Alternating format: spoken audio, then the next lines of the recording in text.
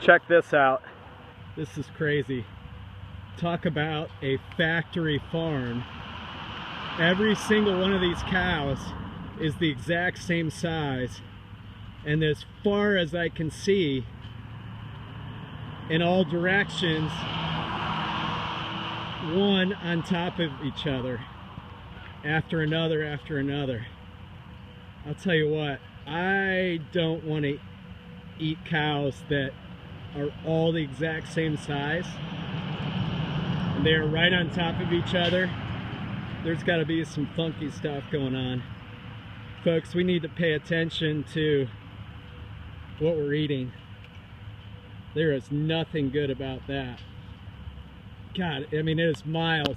This section here right in front of me is the smaller ones, and then on that side of the tree is the look like more adults, and it goes on for the same distance.